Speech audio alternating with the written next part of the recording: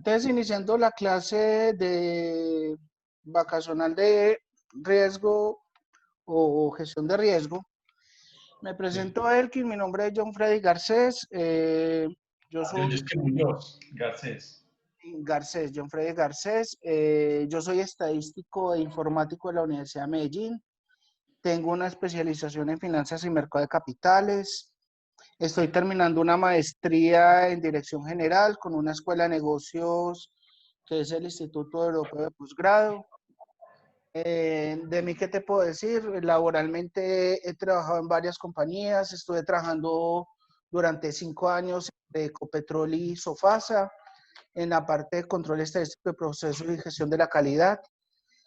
Durante 12 años trabajé en protección del Fondo de Pensiones y Cesantías como analista de riesgo.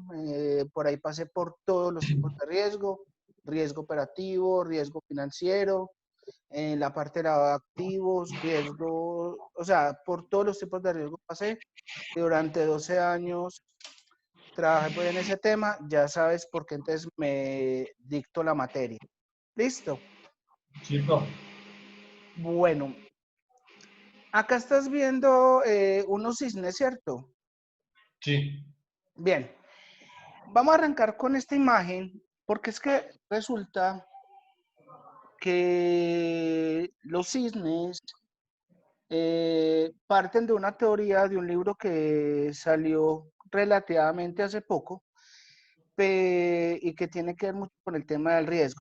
Pero antes de eso, quería comentarte pues que estos vacacionales no se califican como normalmente se califica una materia convencional, que es 40-30-30 o 30-40-30, sino que acá solamente vamos a sacar 3 noticas.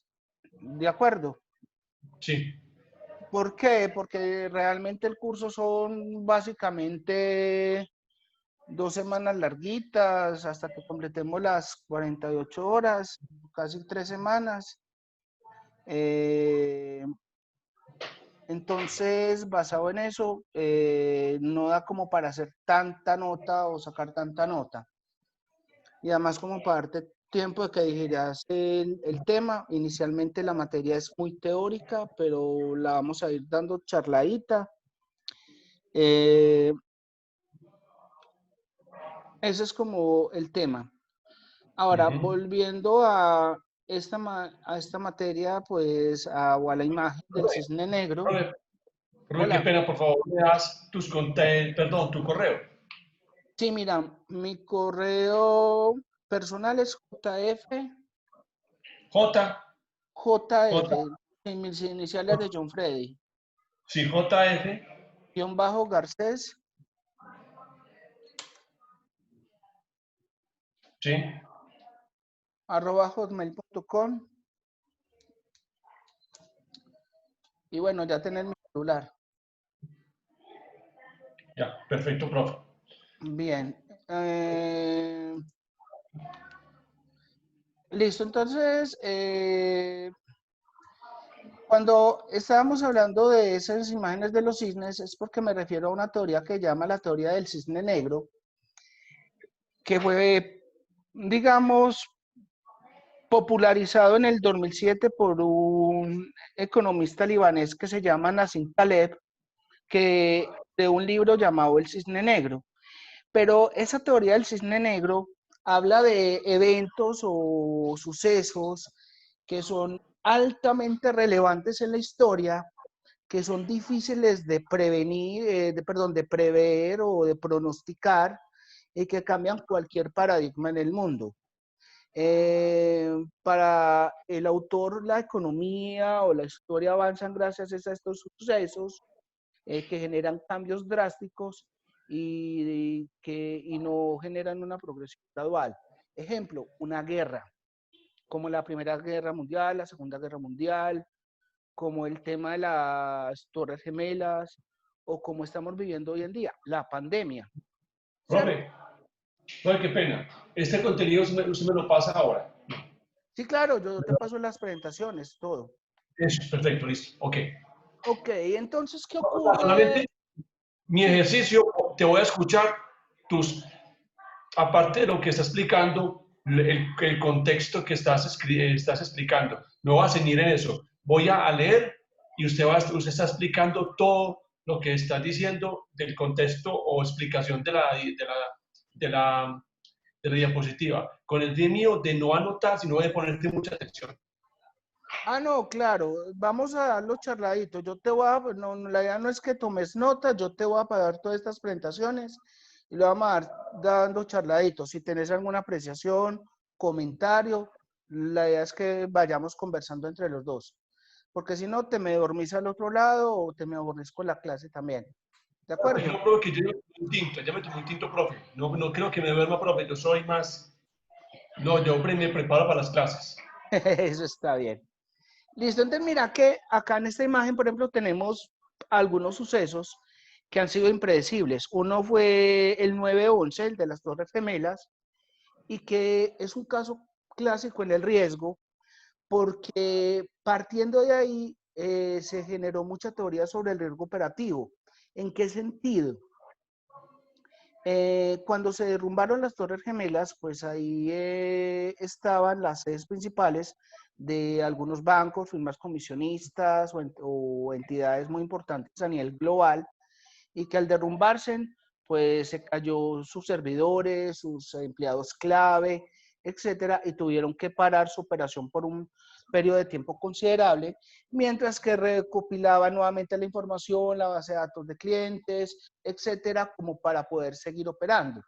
Entonces eso fue un sacudón muy grande desde el punto de vista operativo y sobre todo porque ya entre las evaluaciones también hay que ver si la ciudad donde uno está, el país o inclusive la empresa donde uno trabaja puede ser objeto de un atentado terrorista. El Brexit es otro evento. ¿Por qué? Porque las encuestas apuntaban a lo contrario, a que Profe, el Brexit. el Brexit es como se le conoce a la salida de Gran Bretaña de la Unión Europea. Si has estado pendiente de noticias, hace unos años hubo una especie de consulta popular o referendo en Gran Bretaña para que ellos, los británicos, escogieran si seguían bajo la Unión Europea o se independizaban de la Unión Europea. Y ellos votaron porque se salían de la zona del euro. ¿Qué ocurre? Que en este momento para ellos generó un gran sacudón. Uno, porque de la Unión Europea sale una de las economías más fuertes de Europa. Dos, porque para Gran Bretaña indica que ya no pertenece a la comunidad del euro y que ya no siguen manejando como moneda el euro, sino que vuelven a seguir solamente con la libra esterlina. Entonces, obviamente, eso genera un movimiento fuerte dentro de la economía y el manejo político y de negocios internacionales en la Unión Europea. La aparición del Internet se puede tomar como un evento también fuerte en la historia porque cambió la forma de trabajar, la forma de comunicarnos, prácticamente llevó a quiebras de muchas compañías clásicas, como por ejemplo empresas que se dedicaban al correo tradicional, pues hoy en día ya nadie manda cartas, Sí. el desarrollo de nuevas tecnologías, hoy hablamos de industrias 4.0, eh, empresas que han surgido y que utilizan la red también han tumbado empresas grandes, como por ejemplo Netflix, que llevó a la quiebra a Blockbuster, que era el gigante de las videotiendas, o por ejemplo con el desarrollo de los smartphones que tienen acceso a la red, pues llevó a la quiebra de empresas como Kodak, que obviamente llevó a que se cobijara bajo el capítulo 11, que es la ley de quiebra de Estados Unidos. Y acá tengo a nuestro querido amigo del cual estamos sufriendo hoy en día todos, que es el COVID-19. Un solo bicho puso en jaque a todo el planeta, no a un país, no a una empresa, sino a todo el planeta. Un suceso que, aunque mucha gente venía hablando de pandemias, en la historia ha hablado de pandemias, ¿quién se iba a imaginar que un evento como este iba a paralizar a todo el planeta desde el punto de vista económico, tras tratados de libre comercio, relaciones políticas, puso a competir a los países para conseguir insumos para este tema, y muchas empresas han cerrado, desde pequeñas hasta grandes. Pequeñas como restaurantes, discotecas, bares, algunas agencias de viajes, etcétera, como empresas textileras o grandes como aerolíneas que se tuvieron que cobijar bajo la ley de quiebras para que no desaparecieran. Y si ves el reflejo, por ejemplo, en nuestro país, mira cómo se ha sacudido, ya se está hablando de una depresión grande, porque no solamente es la economía del país, sino que el PIB de todos los países está completamente derrumbado porque no hay comercio, no hay comercio interno ni internacional, eh, el desempleo es altísimo. No, Profe, la última encuesta, regálame un segundo, la última encuesta, por ejemplo, en Colombia llegó al 19% y básicamente vamos a alcanzar niveles históricos de desempleo que para recuperarlo no se hace en un año, sino que se puede demorar hasta un lustro. Entonces, eso es un evento importante y por eso empecé tocando el tema de la teoría del cine negro. Ahora sí te escucho, Elkin. primer aporte, profe, primer aporte. Yo pertenezco a la parte de la cultura. Yo soy empleado Mm, público y entonces yo quería aportar algo con la aparición del Internet. En mi caso, cuando, digámoslo, si existía, bueno, no existía Internet, eh, donde yo trabajo, digámoslo, desde el año 2000 para acá, 2004, todo nos cambió, profe. Ya la parte de consultas ya mermó sustancialmente. Las personas ya solamente van a mi lugar de trabajo, solamente a que despegarse de internet o a las instalaciones. Bueno, y otra cantidad de servicios que ofrecemos nosotros, pero de lo que es la parte de investigación como tal, ya supuestamente San Google lo tiene todo, entre comillas. Vos sabes que eso no es cierto y que incita mucho a la parte de fraudes y que incita mucho a la parte, pues digamos, lo de copy-paste. Profe, segundo, la pregunta ya va para usted, profe. Dentro de su perspectiva o su forma de ver la vida como profesional, ¿dentro de cuánto nos volvemos a componer si este COVID yo creo que se fue para todo este año, si es que de pronto se merma el foco de contagio, pero la Colombia va a quedar o el mundo va a quedar muy endeudado, o sea, no todos vamos a quedar, pero endeudadísimos con todos los bancos, pues, con el Banco Interamericano de Desarrollo y entre otros. Profe, yo creo que esta economía, para que se recupere, le pongo por ahí más de los 6 años. Por eso te dije que se puede demorar un lustro. Estoy hablando de un periodo de 10 años más o menos. 10 años. Ya, ya, profe. Pues un lustro, una década más o menos, máximo 10 años. Es que, entiéndeme, para nosotros llegar a bajarlo de 2 dígitos a uno, pasar de el 20% al 9% el índice de desempleo en Colombia, se demoró aproximadamente 12 años. No creo que se demore tanto, pero hay muchas empresas quebraron, mucha gente quedó ilíquida, y volver a retomar eso, sobre todo porque gran parte de los generadores de empleo en este país son los pequeños y medianos empresarios, más que los grandes, y muchos de ellos son los que están quebrando o saliendo de nómina.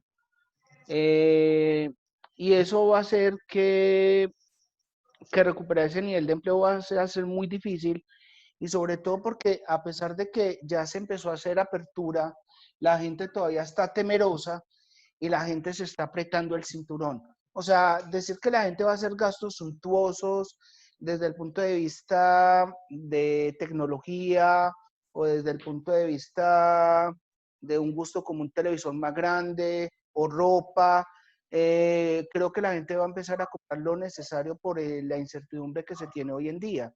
Entonces, muchas Sí, empresas van a haber mermado, muy mermado el tema del consumo y de las ventas, y los puede llevar o a la quiebra o a que se tengan que reinventar. Eh, este tema tiene tanto de largo como de ancho, Elkin, pero para decírtelo de esta manera, yo diría que es un periodo largo, es un periodo donde hay que volver a recomponer, hay que mirar inclusive nuevas fuentes de ingreso por parte de las empresas y por parte de las naciones.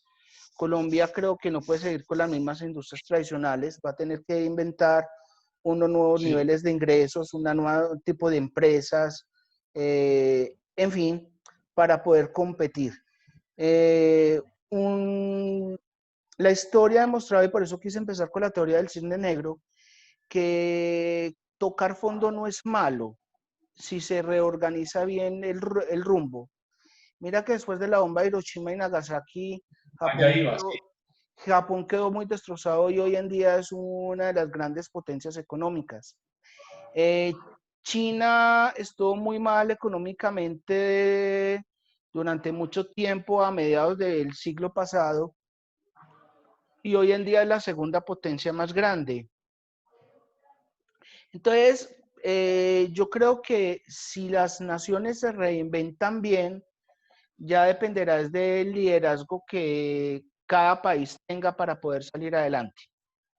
Entonces, la historia dirá, por ejemplo, si por ejemplo el gobierno actual lo hizo bien o lo hizo mal.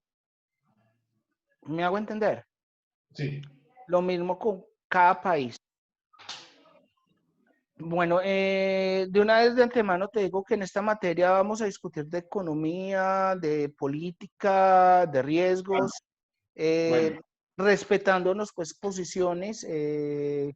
No soy de los cerrados frente a la izquierda o derecha, pero sí me gusta generar discusión sana porque desde diferentes puntos de vista también se genera riesgos. Te lo voy a resumir de una manera.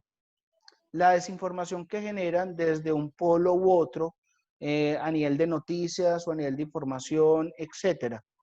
Para no comprometerme con el punto de vista político, es como cuando Petro quedó convencido de que este muchacho actor porno español sí se había ganado el Nobel de Física y él lo publicó en su tweet. O cuando una de los congresistas del Centro Democrático pensó que Mia Khalifa era hija de Petro y que estaba gastando a diestra y siniestra. ¿Me hago entender?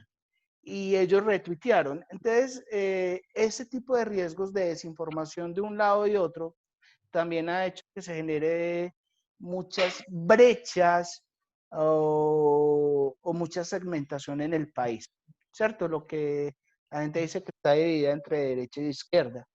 Eh, y por eso uno, cuando trata de informarse, sea lo que uno encuentra en redes sociales o en cadenas, algo así, siempre le digo a mis alumnos, tengan cuidado y antes de retuitear, reenviar o compartir cualquier información que les llegue, verifiquen su fuente de información.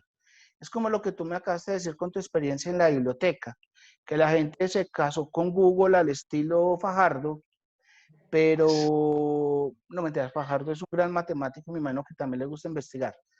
Eh, pero pero la gente no verifica las fuentes. La gente simplemente se basa en el titular o en el título de la noticia y no verifica si la fuente es confiable, si los datos son ciertos o no, y eso va generando pánico, que es otro tipo de riesgo que vamos a analizar. Entonces, sí, vamos a hablar de todo un poco, pues, durante la materia. Obviamente desde el punto de vista de riesgo, ¿cierto? Bueno, para seguir con el tema de la teoría del cisne negro, podríamos estar hablando de que para que se cumpla esta teoría se necesita que sea altamente improbable el suceso, es decir, que no existe evidencia que vaya a suceder. Cuando hablo de evidencia es que haya una certeza que va a ocurrir. Obviamente en el pasado, por ejemplo, con el tema del COVID-19, pues han salido películas de pandemias, han habido pandemias más pequeñas, en el pasado la fiebre española, en la historia más reciente el N1H1 que también generó precauciones a nivel sanitario a las personas, pero no pasó de unos cuantos contagios, pero no paralizó la economía de nadie, ni se cerraron fronteras, ni se cerraron eventos, Por ejemplo, vos que estás desde el punto de vista de la cultura, aunque bueno, estás más en una biblioteca, pero cualquier evento cultural masivo ya no se está presentando. Totalmente. Entonces, es una parálisis general y que va a llevar a que mucha gente vaya a tener paciencia. Las agencias de viaje en este momento no pueden actuar.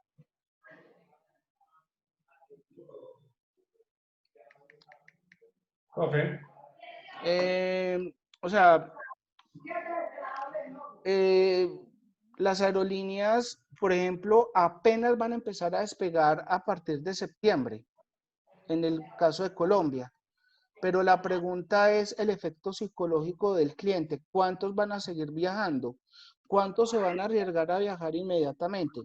Algunos sí, otros no. Entonces, eso va a generar problemas. ¿Cuánta gente se va a animar a ir a un concierto y cuántos no? O a un partido de fútbol, ¿cuántos sí o cuántos no?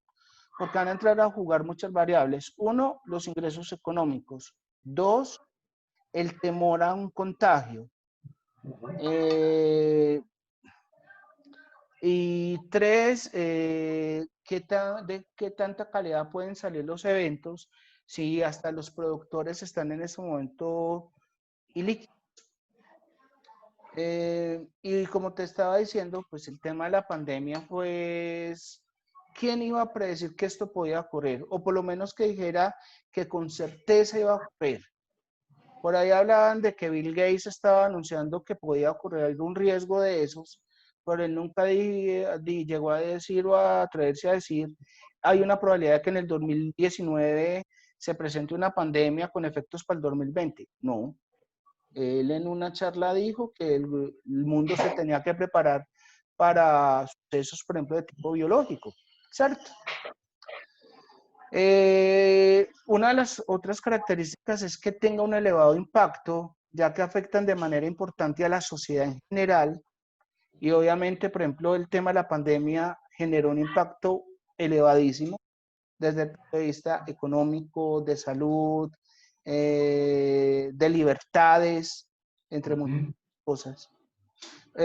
Una vez que sucede, tiende a explicarse mediante razonamientos lógicos, de forma que pudiera parecer que el acontecimiento que iba a suceder de forma irremediable. Pero ¿cuándo se va a saber eso? Cuando se analice todo, si China abre su información, de cómo se generó, de qué manera, mientras tanto no. Creo que ese evento donde hubiera aparecido en otro país, pues la información es más clara, pero China son demasiado reservados con la información y mira que muchos países están precisamente demandando eso y ya que China reconoció que se ocultó parte de la información de la pandemia. Bien, ¿tenés hasta el momento algo para acotar? No, pero entiendo, yo le hago una pregunta capciosa. ¿Usted está en la universidad? No. No, ese es un fondo. Ya, ya, profe, listo. Ese es un fondo porque como las clases las grabo, por lo menos para que tengan un toquecito un poquito más institucional. Sí, profe. Bien, ahora, para hacer un brochazo de introducción a la materia, podríamos decir que nosotros vamos a tocar muchos riesgos, pero ¿qué tipos de riesgo?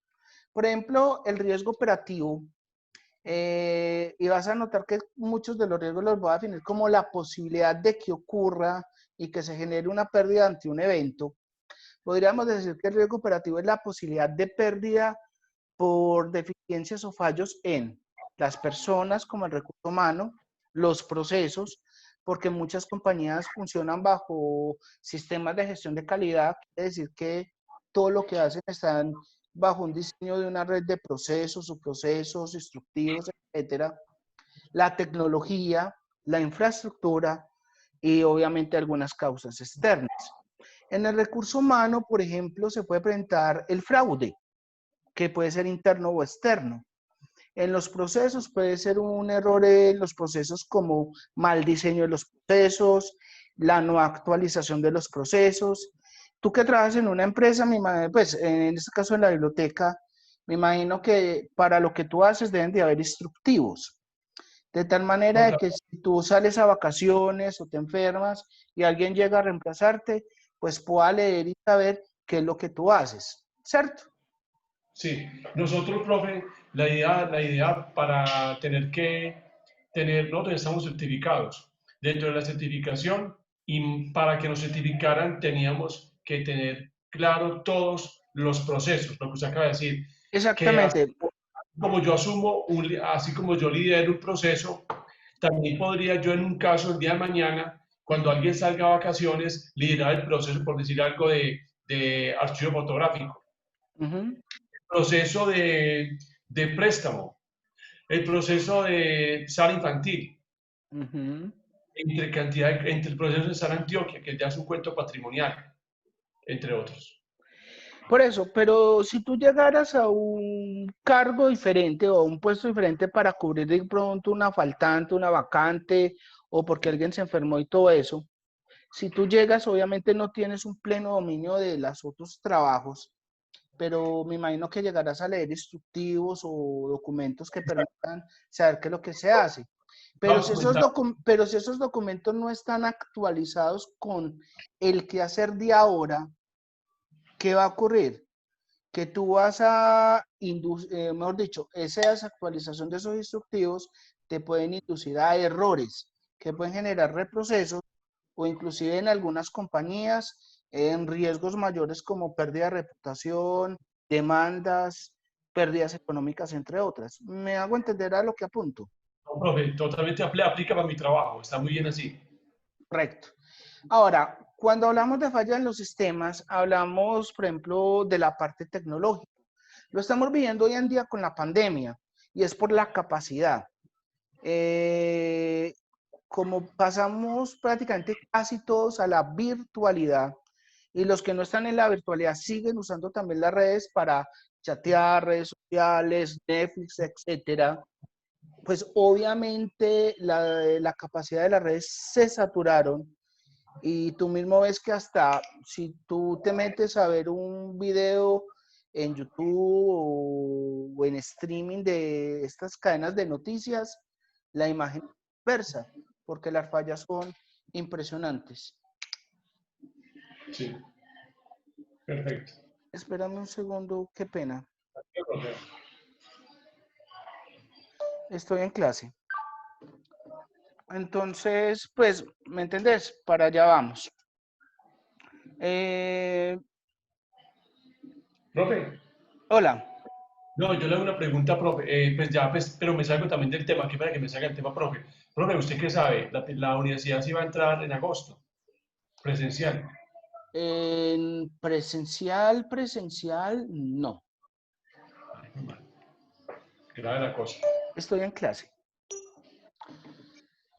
Em, a ver, no sé si has estado enterado de las noticias. Se está hablando, y según las instrucciones del gobierno, de un tema más bien como de alternancia, donde, por ejemplo, los programas que demanden laboratorio necesitan obviamente estar presentes. También tienes que ser consciente que las universidades muchas veces trabajan a tope. Cuando digo a tope es salones con 20, 30, 40 o hasta 50 estudiantes. Primeros Y semestres. Bien. sí, por ejemplo, o no, inclusive en algunos semestres avanzados, a mí me ha tocado, por ejemplo, en la San Buenaventura, cursos de finanzas internacionales con 30 muchachos o más.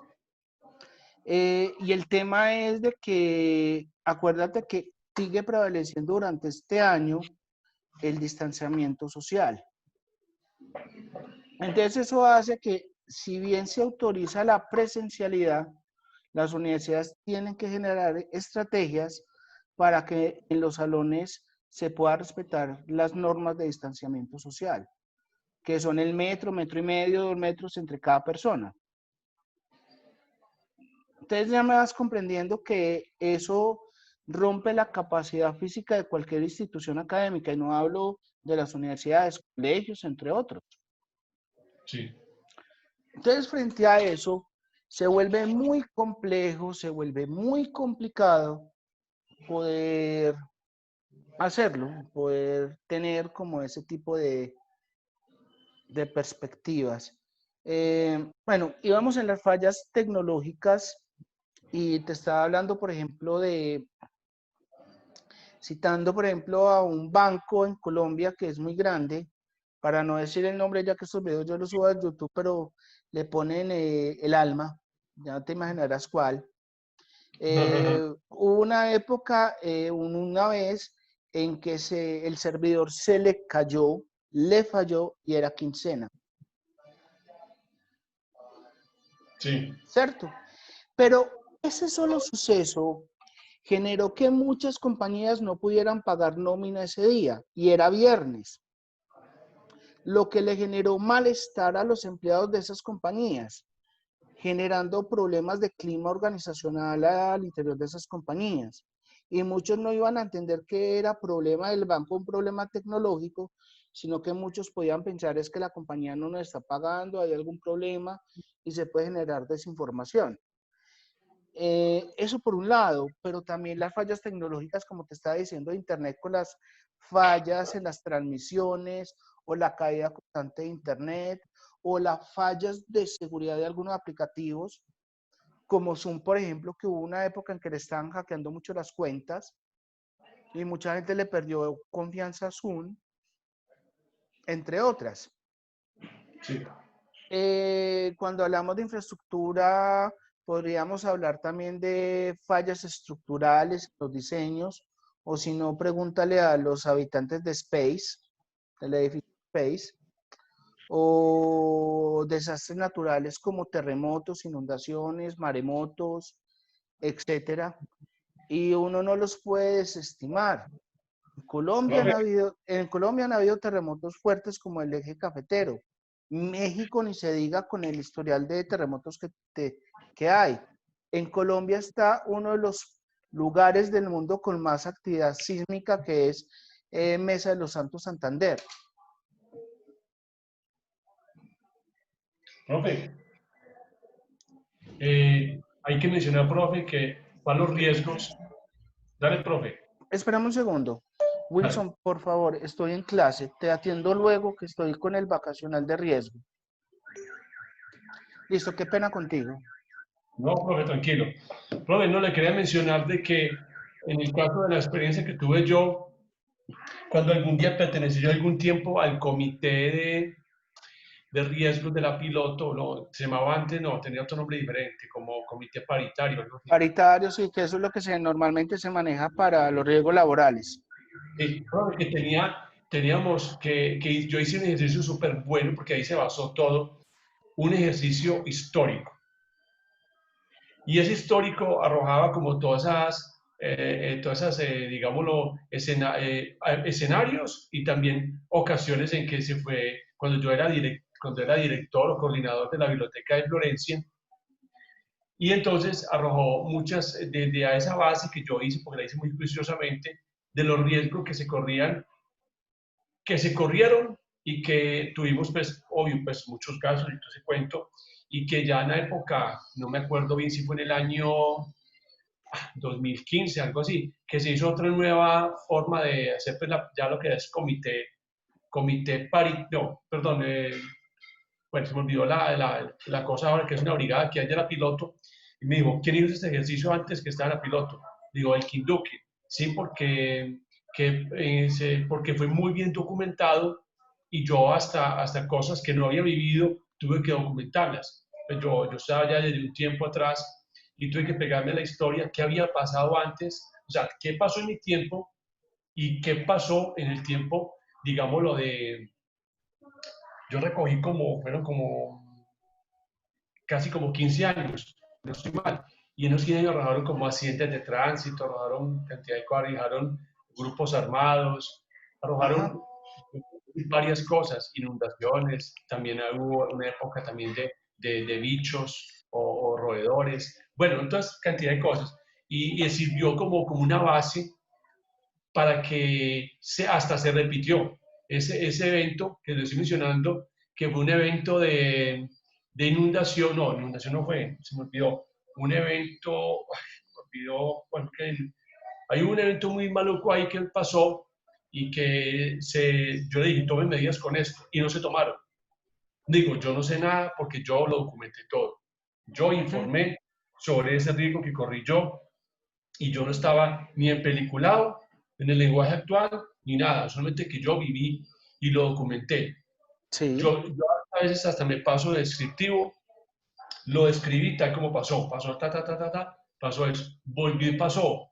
Y si se ocurrieron de pronto fallas en tanto en la parte como se llevó, digo, ya ahí sí yo cuando me llamaron de pronto pues, por parte de la piloto de las directivas, ¿qué me pasa? Le digo, si no se tomaron medidas en ese momento con lo que yo hice, ya ahí sí digo que ya sí fue como digamos lo dificultad el que estaba encargado, pero fue una experiencia para mí enriquecedora, enriquecedora. Y, profe, de verdad que uno se basa mucho en lo histórico. hay algo que maneja la teoría de riesgos que es la lección aprendida. Y la lección aprendida habla de que se debe documentar todo suceso de riesgo que se presenta. Precisamente para qué? Para saber qué se hizo para detectarlo, para mitigarlo y para evitar que se vuelva a presentar. O por Sí, lo menos, aunque el riesgo nunca desaparece, por lo menos disminuir la probabilidad de ocurrencia. ¿Me hago entender? sí, Bien, sí, continuando con el tema de riesgo operativo, pues estaríamos hablando de que una de las normas que regula el riesgo operativo en Colombia, me voy a enfocar un poquito a lo financiero, es la circular externa 041 del 2007, que se conoce como SARO, que significa Sistema de Administración de Riesgo Operativo. Sin embargo, la norma ISO 9001, la versión 2015, que es la última versión, empezó a incorporar que para que una empresa sea certificada en gestión de calidad bajo normas ISO, debe tener evaluación de riesgo de los procesos. ¿De acuerdo? sí. Bien, ahora, otro de los riesgos que nosotros encontramos es el lavado de activos, que es la posibilidad de pérdida por los siguientes eventos. Por ejemplo, ser utilizada una compañía como instrumento para el lavado de activos, canalizar recursos a la realización de actividades terroristas o inclusive pretender el ocultamiento de activos de actividades delictivas. Mucha gente vincula el lavado de activos con narcotráfico, pero resulta que el lavado de activos es cómo Legal, legalizar cualquier dinero, cualquier activo, ilícito producto de cualquier actividad delictiva. o En ilícito. eso o ilícita, en eso entra terrorismo, narcotráfico, trata de personas, Vacuna, de vacunas, extorsión, se fue la paloma, tráfico de armas, la piratería, etcétera. ¿Cierto? contrabando, todo, sí. El contrabando o piratería, exactamente. Algunos ejemplos que te tengo, aunque más adelante que toquemos a fondo lavado de activos los menciono, pero están pitufeo, empresa fachada, contrabando, testaferrato, donde el pitufeo es una modalidad de lavado de activos y que viene del nombre de los pitufos, pero es más Ajá. o menos lo siguiente. Digamos que alguien obtuvo dinero de forma ilícita en Estados Unidos en una cantidad alta. Obviamente él no puede transferir a su cuenta bancaria de Estados Unidos a Colombia 10 millones de dólares, porque lo primero que le van a preguntar a las autoridades es de dónde es el origen de ese dinero. Lo que tiene que hacer es Justificar. segregar ese dinero entre muchas personas.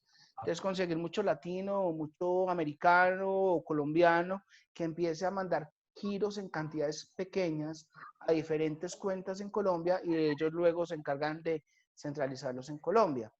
Porque normalmente si tú haces una transacción por encima de 10.000 dólares, tienes que hacer registro. Pero si está por debajo, ¿Qué? no. ¿Hacer qué, profe? Llenar unas planillas, unos documentos. 10.000 dólares, sí. Sí, entonces entonces lo que buscan es ellos hacer muchas transacciones, pero en pequeñas cantidades. Que eso es normal, es muy común porque como nosotros tenemos tanto extranjero en el país, o de por sí tanto emigrante de nuestro país en otros países, son muchos colombianos que están mandando constantemente giros al país. Entonces es una forma en que ellos pueden utilizar ese esquema, el pitufeo. Empresas fachadas, hay muchos ejemplos en la historia en Colombia. Por ejemplo, Droga a la Rebaja, que en su época, en los años 80, fue utilizada por los Rodríguez Orejuela, el cartel de Cali, Profe, me espera un para... minutito. Sí, Profe, me espera un señor. minutito, por favor. Okay.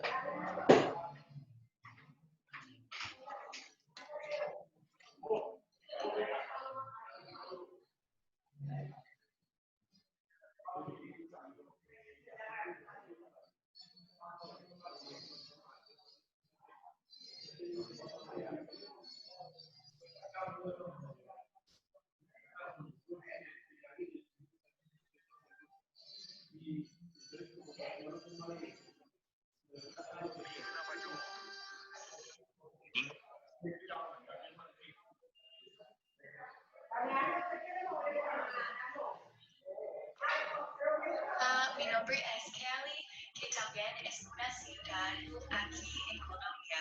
Se pronuncia como Cali. Yo, Marcelito, ¿qué más? Mi nombre es Cali, como la misma diosa. O a veces me dicen Cali pachanguera. Tú sabes, Cali es Cali, lo demás es Loma. La de Colombia que no entiendo y creo que nunca. Profe, listo. Listo. Eh, Bien. Entonces estamos hablando de las empresas fachada y en la historia hay muchos ejemplos. Uno de ellos puede ser Droga a la Rebaja, que en su época ay, fue utilizada por el cartel de Cali, de los Rodríguez Orejuela, o el América de Cali, o el equipo profe, Millonarios, que fue utilizado por Gonzalo Rodríguez Gacha, y entre otras empresas que han sido utilizadas. ¿Qué es una empresa fachada?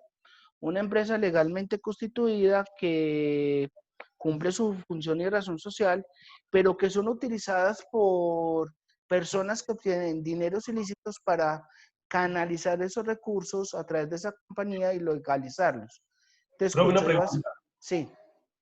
Pero, profe, bueno, hasta ahí está todo muy bien, entiendo perfectamente todo, pero yo quiero hablar de la parte legal. Un ejemplo, profe, usted me dice a mí en el caso de la rebaja. Entonces, la pregunta es, siendo una cosa ilícita, siendo un patrimonio ilícito, ¿cómo está haciendo el gobierno de Colombia para seguirlas administrando? Pues le voy a poner un caso. Yo tengo una amiga mía que es contadora que me habló pues algo pues que yo creo que eso ya es público, eso ni siquiera pues porque eso no es nada, un secreto de Estado. Estoy hablando de lo que es la flota Avellanita. Ujú. Ya si de pronto se conoce, sabe que esa flota o esa empresa pues tiene pues una procedencia un poco negra, ¿cierto? Entonces la pregunta que no la tengo clara es cómo hace el gobierno para intervenirla, para, para no despedir sus empleados, porque es una cantidad de gente, cantidad de carro automotor y mueve mucha economía. Entonces, la pregunta es, ¿está intervenida por el gobierno? ¿De qué forma el gobierno interviene? ¿Cómo lo hace? ¿Cómo va la parte de las utilidades? El, Okay. el, el gobierno ya lo ha hecho muchas veces, lo hizo con Droga a la Rebaja y es a través de la figura de extinción de dominio. Entonces lo que Perfecto. hace es conseguir un gerente o curador que se encargue de gestionar la compañía, ponerla, como se dice, mantenerla operativa, organizar sus finanzas, sanearla, para luego venderla, ¿cierto? Sí, Pero obviamente ese tema es un proceso legal largo, porque obviamente los otros dueños o los herederos de los traficantes o de los que sean, pues obviamente van a reclamar derechos sobre ese tipo de propiedades. Entonces son procesos legales que pueden demorar mucho. pues, Pero por el momento esos activos quedan bajo gestión y administración del Estado y lo que tiene que hacer el Estado es generar una gerencia responsable para poderla mantener a flote y después venderla, como hizo en su época con Droga a la Rebaja, como hizo con el equipo de fútbol Millonarios y muchas otras compañías pues, que han pasado por procesos de extinción de dominio. sí, profe. Pero vuelve y juega. Tienen que determinar, es una gerencia, determinar los activos que tienen, cuál es su flujo de caja, su operatividad, para ver si se puede mantener operativa o si se tiene que liquidar. Eso dependerá pues del tipo de compañía, empresa y todo. Me imagino que si, no conozco muy bien el caso de Bellanita, cómo está legalmente, pero si está bajo objeto de extinción de dominio, yo me imagino que lo que tratará de buscar el Estado es mantenerla operativa porque está prestando un servicio público. Eso es, allá iba yo, sí, profe, eso es. Entonces me imagino que harán lo posible por mantenerla operativa, ponerla bonita, No, para buscar un inversionista que le interese un tipo de compañías de esas. O si profe, no, sí. sí, no, continúa. ¿Y las utilidades qué? Allá voy yo, las utilidades, las ganancias qué, a ver, ¿eso qué? ¿Para quién va? No, eso va es para la compañía, es que el Estado ni siquiera va como accionista. Me imagino que el Estado, los gastos que genere la administración vendrán del mismo flujo de caja de la compañía. Bueno, ¿qué figura o qué persona del gobierno es la que hace los reportes al gobierno? O sea, puede ir algún revisor fiscal, un contador, y lleva todo ese cuento del gobierno, pues, porque, o sea, Ahí entran todas las IAs. Ahí está la Fiscalía, la Procuraduría, la Contraloría, porque son empresas que en este momento están siendo manejadas o bajo supervisión del Estado. Entonces ahí se mete todo el mundo. ya, perfecto, profe.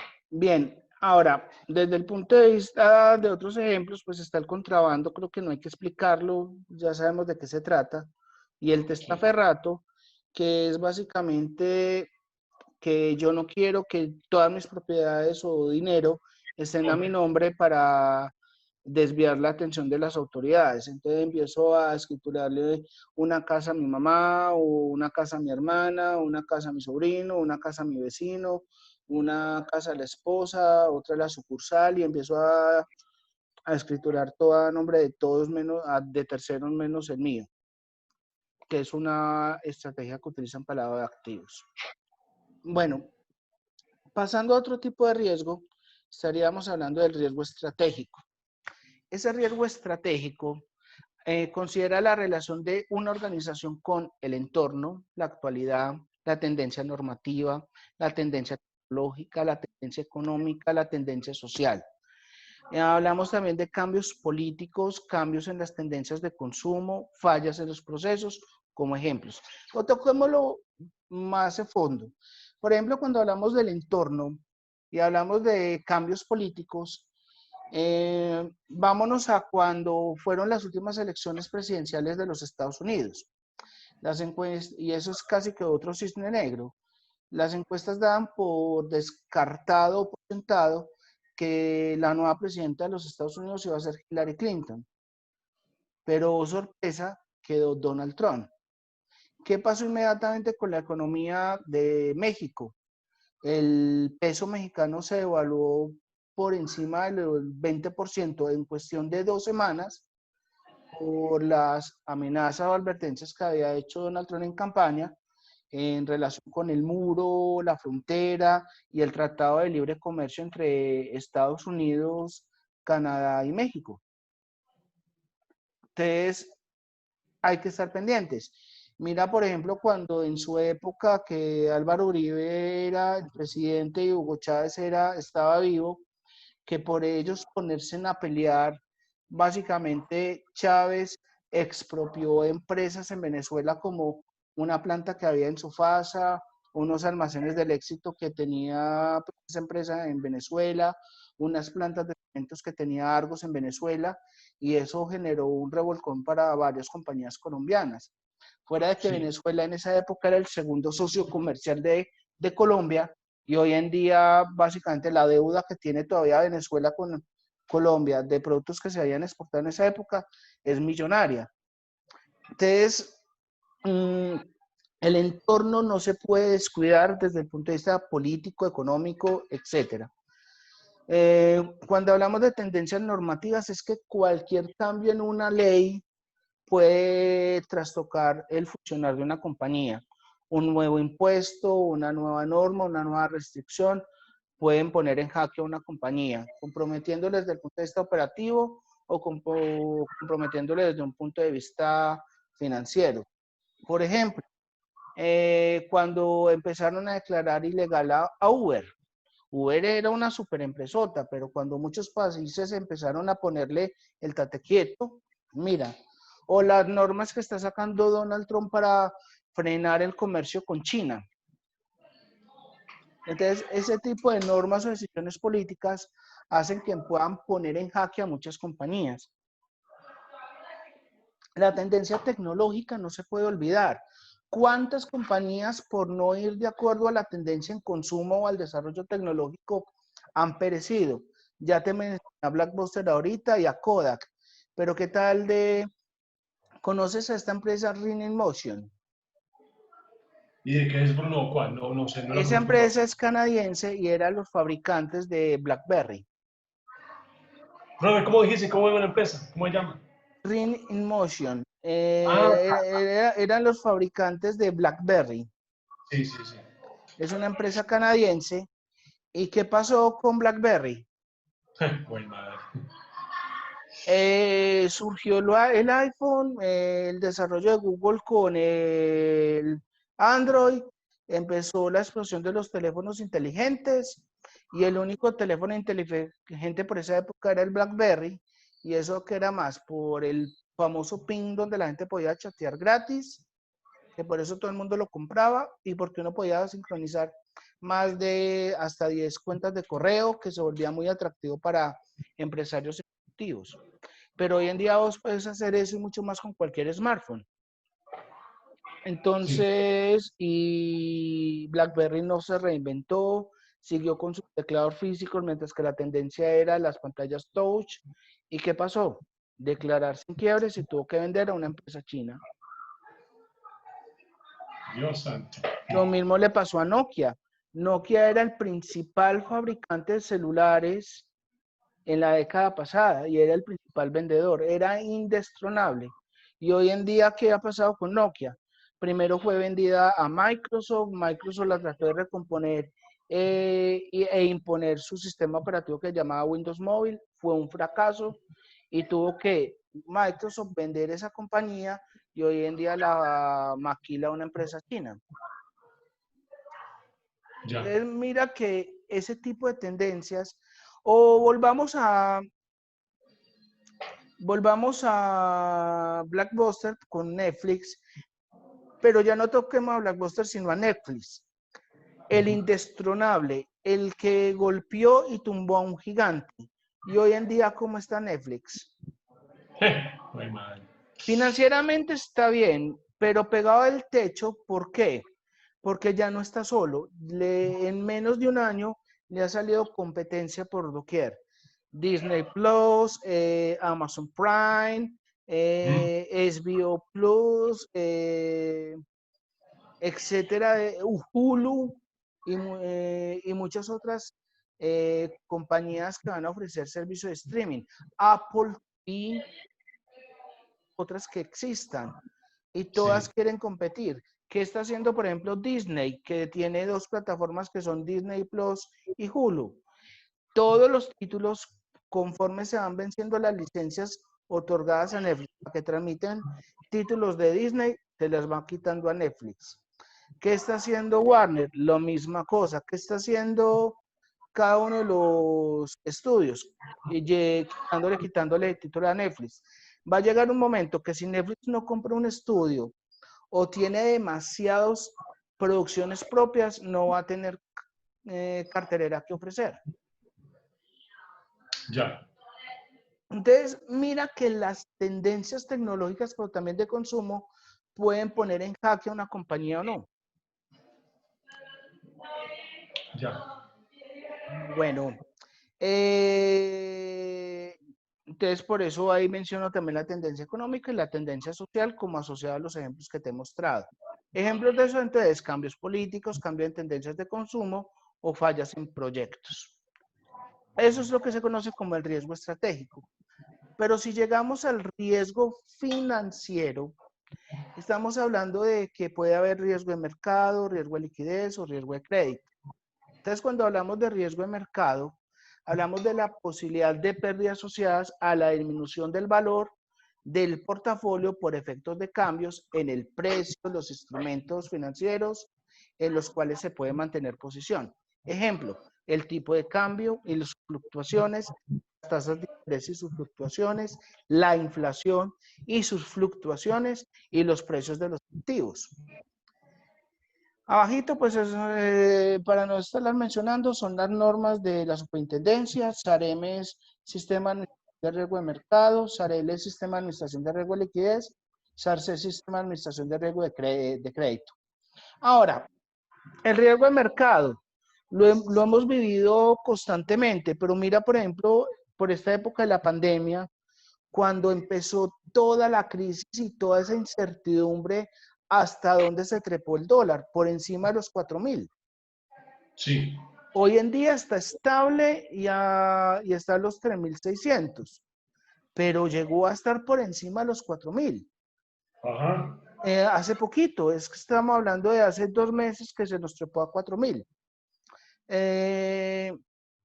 O como el petróleo en un futuro sobre petróleo llegó a marcar precio negativo, porque simplemente había un operador que no tenía dónde guardar el crudo por la poca demanda que hay.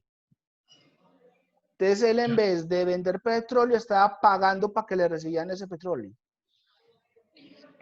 Profe, ¿hasta qué punto usted que conoce, pues una pregunta de esas también curiosas mías, hasta qué punto es cierto de que Estados Unidos tiene un material o tiene un elemento que es para procesar la gasolina? O sea, petróleo, claro, Venezuela tiene mucho. En el caso de Venezuela, está bloqueado. Entonces, Venezuela ya no recibe los insumos de Estados Unidos. Estoy hablando de un químico, no me acuerdo si es un mineral, que sirve para transformarlo a gasolina. Y ahí es donde también viene este cuento de la baja y que Venezuela tenga que exportar antes gasolina e insumos para poder abastecer a su propio país. Cuando antes Importar. era exacto, y ahora ya está, como está tan bloqueado Venezuela, ya no tiene cómo producir gasolina. ¿Qué tan de cierto hay? No, me corchaste, ahí me tocaría consultar, la verdad, no te sabría decir a qué Bueno, material te refieres.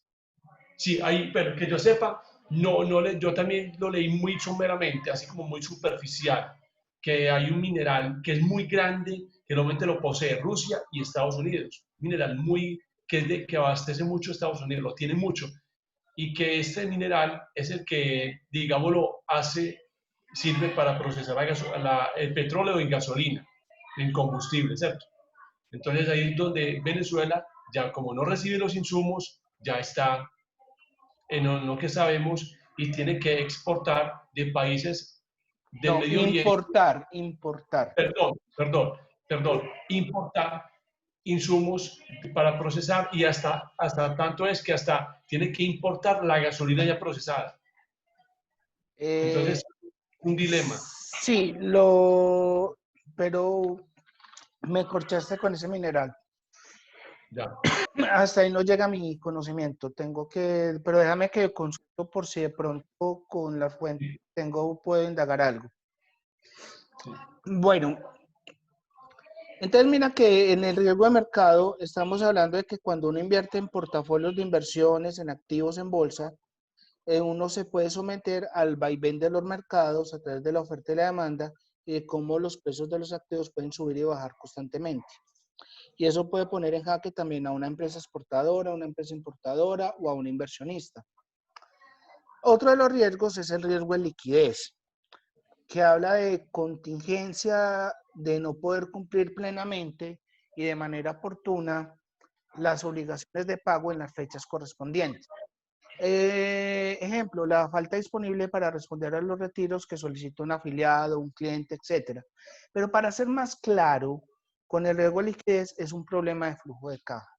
Un problema donde tú no tienes para poder garantizar la operatividad de la compañía, para pagar proveedores, pagar nómina, etc. Y obviamente eso es delicadísimo. Entonces, es un riesgo que normalmente se estudia por aparte, el riesgo de liquidez. Te voy a dar un ejemplo derivado de la crisis del 2008, que es la crisis subprime. De esa crisis subprime, eh, generó un efecto dominó, porque eso se originó en Estados Unidos, pero el efecto contagio, llegando a Europa, empezó en Portugal y Grecia. Ese efecto contagio derrumbó y acabó mucho con las economías de esos dos países y por ende empezó a deteriorar las economías de Francia y Alemania. ¿Por qué? Porque los países de Francia y Alemania eran los principales tenedores de bonos de las deudas de Portugal y Grecia. Entonces estaba viendo afectado porque Grecia y Portugal no tenían cómo pagar deuda pública. Hasta ahí más captando. Total. Eso empezó a generar una depresión en la economía francesa. Entonces, dos grandes del retail a nivel global son Carrefour y Casino. Casino, por ejemplo, que son los dueños del Éxito, y Carrefour, que por esa época estaba en Colombia.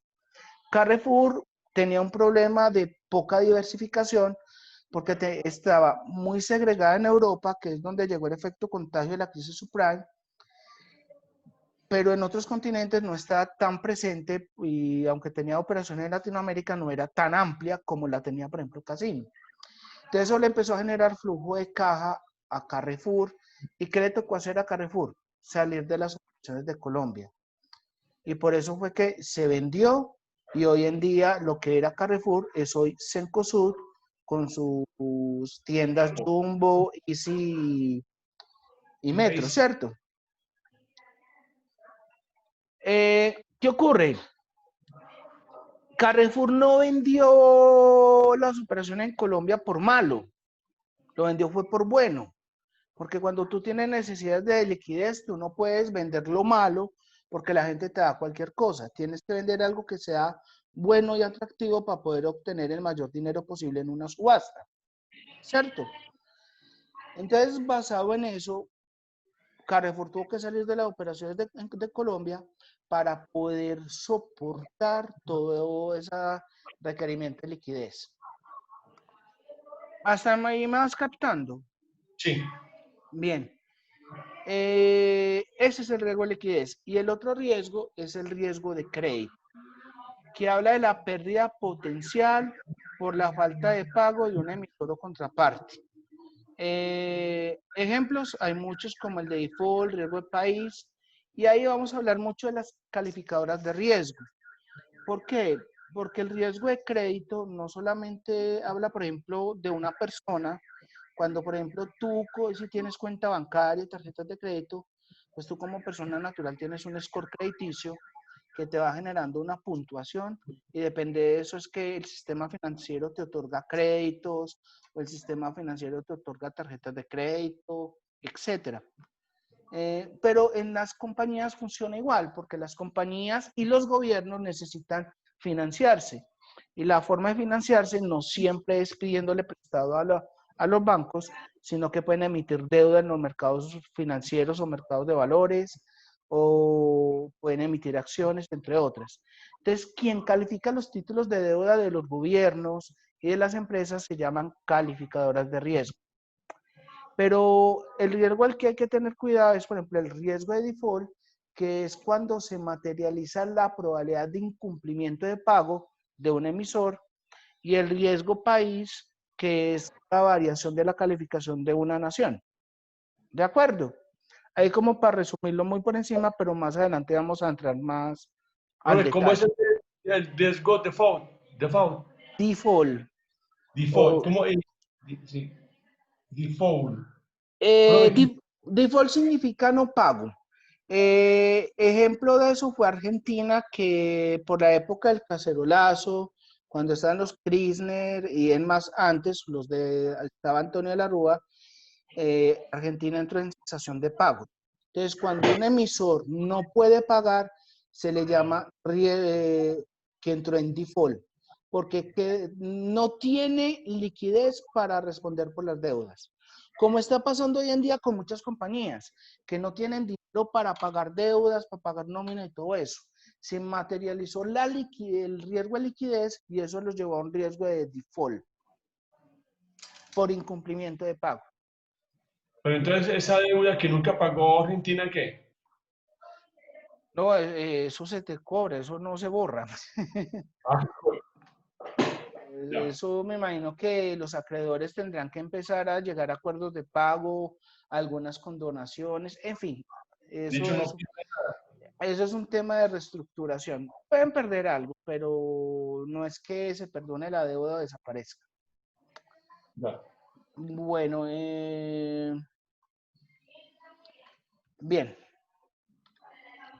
Entonces, ya adentrándonos a los temas de riesgo, podríamos empezar con una especie de definiciones, como por ejemplo, qué es el apetito al riesgo, que es básicamente el nivel al cual tú consideras aceptable o no la materialización de un riesgo. Por ejemplo, yo no tengo el mismo apetito a riesgo que Juan Pablo Montoya, Ya. porque yo no corro tanto, mientras que él es amante a la velocidad. O yo no soy tan amante al riesgo como lo puede ser un militar, porque él puede disfrutar de los operativos, las operaciones militares, etcétera, mientras yo me moriría de pánico. ¿Me hago entender? No es lo mismo el apetito a riesgo que puede tener un jugador de ajedrez al que puede tener un especialista en artes marciales. Sí.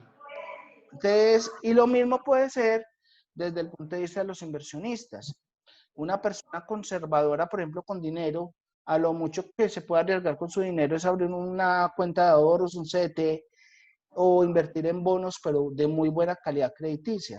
Mientras que un inversionista de alto riesgo compra acciones, compra aquí, compra allá, vende, especula, porque es amante del riesgo. Que uno es bueno y el otro es malo, no, siempre y cuando la persona sea consecuente con su perfil de riesgo. Me hago entender, una persona conservadora, si se pone a comprar acciones o divisas, le va a dar un infarto por las constantes fluctuaciones que tiene el mercado. Y una persona que es arriesgada a comprar un CDT, se va a morir de angustia porque va a decir, yo me estoy ganando muy poquita tasa, sabiendo que ese dinero lo puedo poner a producir y arriesgarlo para ganar más dinero. ¿Me vas copiando la idea? Totalmente. Entonces, Sí. que la decisión debe ser consecuente de acuerdo al apetito a riesgo que se tenga y de acuerdo a lo que cada compañía considere aceptable o no frente al riesgo. Sí. Cuando hablamos de causas, hablamos de los elementos que originan el riesgo, que son definidos por el Sistema de Administración de Riesgo Corporativo como un factor de riesgo y se clasifican de acuerdo a la circular externa 041 que lo mencionamos ahora, desde el recurso humano, procesos, tecnología, infraestructura, acontecimientos externos, que también lo mencionamos ahorita en la tablita. Ejemplos de esos, acceso de personas no autorizadas a lugares de seguridad. Ejemplo, las áreas de tesorería de una compañía.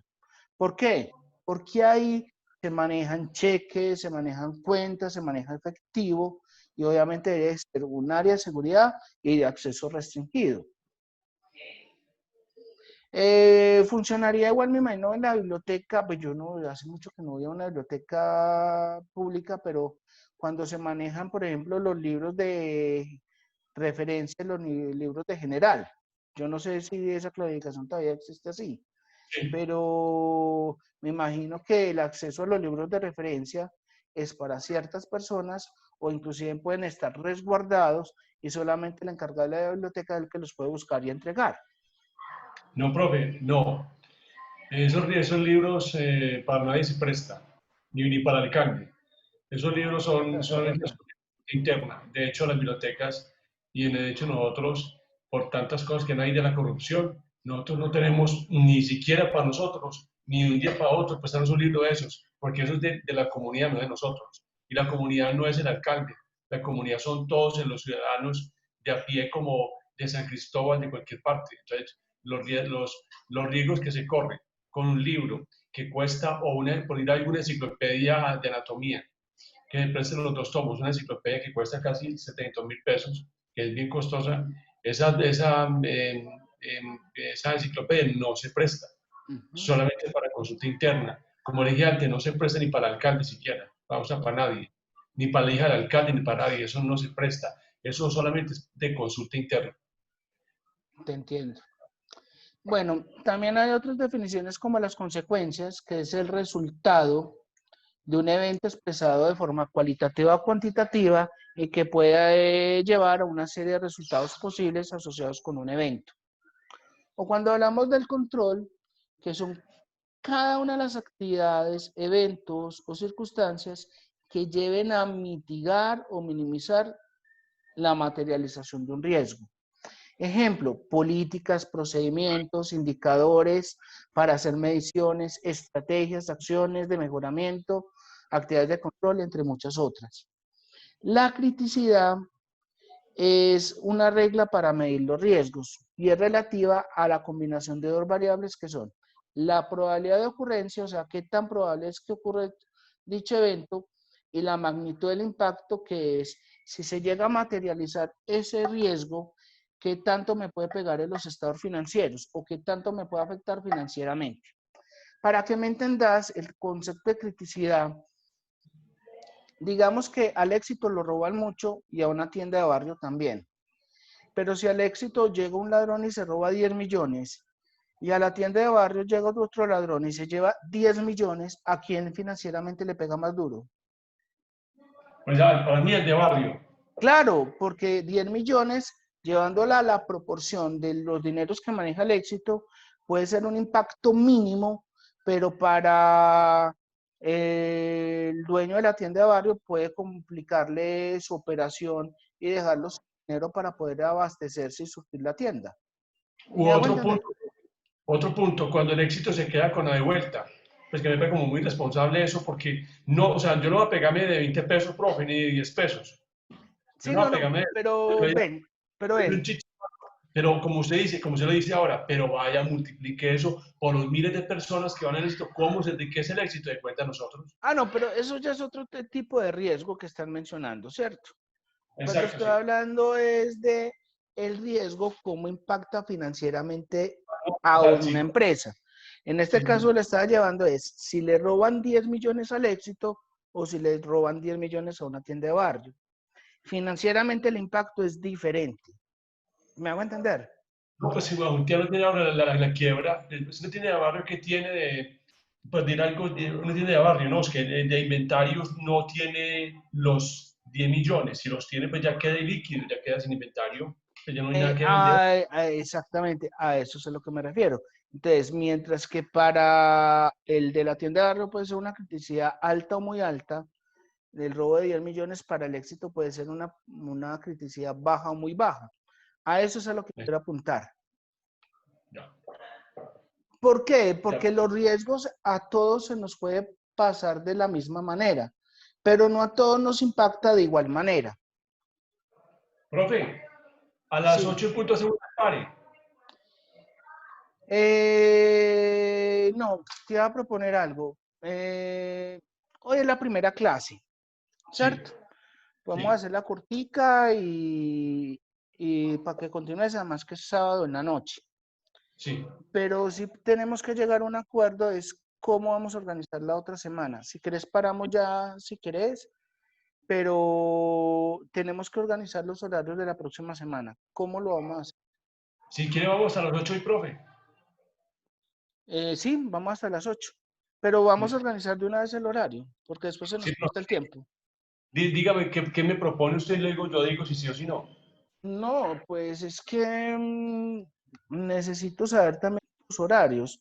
No, Por ejemplo, profe. el lunes, vamos día por día y vamos organizando eso. Lunes, puedo por la noche. El lunes, pues, por la noche, el lunes en la noche, eh, este lunes, Sí. yo podría, pero a partir de las 8 de la noche. Tengo un ¿Hasta acá? examen, tengo un examen final de finanzas internacionales y va hasta las 8 de la noche. Martes, entonces martes, profe, martes. No, no, pero es que tenemos que cuadrar horario todos los días. Es que no podemos Ya. decir un día sí y un día no. Bueno, Los lunes, ¿qué otros horarios tienes disponibles? si en la mañana me conecto mucho con la piloto. En la mañana. Estoy muy Me, conectado con plataformas, ¿Toda la con... mañana o puedes sacar un rato a mediodía? mm, O en la tarde, antes de las 6 de la tarde. Dígame qué horas después de las 6 de la tarde. No, antes te dije. Sí, dígame la hora. No, dígame usted, yo tengo disponible Antes la de las tarde. 6. Antes de las 6. ¿Y cuántas horas vamos a hacer? Es que tienen que ser 3 horas diarias, viejo.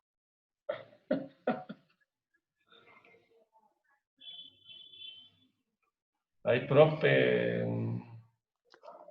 Puede que algunos días hagamos solamente 2 horas, algo así. Hoy porque es el primer día y listo, pero tenemos que garantizar que vamos a cumplir las 48 horas en el tiempo establecido. Profe, entonces yo prefiero me voy por la mañana y hablar eso con el piloto. Es que a ver, en la mañana no, es que me comprometo demasiado. No, ¿Usted a qué hora empieza a trabajar? desde las 8. ¿Nos conectamos a las 6 de la mañana? Profe, por mí espectacular. Listo. De 6 a 9. Puede ser, o si quiere le trabajamos de 6:30 a 9. Perfecto, listo. 6:30 a 9, listo. Lunes, 6:30 a 9. El martes puedo en la noche. Desde las 6 de la tarde si quiere, 5 de la tarde, lo que quiera. Profe, listo, listo. Por la noche, el martes de 6 a 9, pero en la noche. Listo. Entonces, este martes vamos de 6 a 9. Ujú. Y El, este lunes por la mañana vamos de 6:30 a 9:30, este lunes, sí, ahí vemos hasta dónde nos vamos. Miércoles. miércoles. ¿Usted cómo puede, profe? ¿Puede por la noche o no puede? No, lo que pasa es que esta semana voy a estar en exámenes finales en en la Universidad de Envigado. Entonces, a las 6 de la tarde tengo examen el lunes y el miércoles les tengo que entregar la nota a los muchachos. Pero yo podría el miércoles a partir de las 7 de la noche, me imagino. Entonces, de 7 a 9:30, ¿o qué? De la noche. Listo. De Sí, 7. sí, de 7 a 9:30. Me puede ser y le damos de derecho. El jueves también puedo en la noche, esta semana. De 6 a 9. Sí. Listo. 6 a 9 el viernes. Le digo jueves. Y el viernes. Si quiere por la mañana. Yo puedo en la noche. Listo. Entonces de 6 a 9. Sí. Listo. Listo. Ahí cuadramos la semana. Entonces arrancamos este lunes de 6:30 a 9:30. Sí. Es que igual como somos tú y yo nomás, el tema va a rendir mucho. Es que no es lo mismo Avanzamos. dictarle una materia a 10, 20, 30 personas a dictarle una materia a una sola persona. Totalmente, profe. Claro que sí. ¿Listo? No, si quieres paramos acá y quedamos con Listo. este horario. Perfecto, profe. Profe, entonces me comparte los diapositivas, yo las voy leyendo. Me comparte todo ese contenido, lo voy leyendo y luego yo también tenerlo bien leído y ya tenerlo listo cuando me acabe de explicar el lunes. ¿Le parece? Perfecto. Listo, profe. Profe, muchas gracias. Me comparte las diapositivas. Claro que sí. Que estés bien. Profe, gracias. Que descanse. Feliz noche. Hasta Igualmente, luego. hasta luego. Adiós.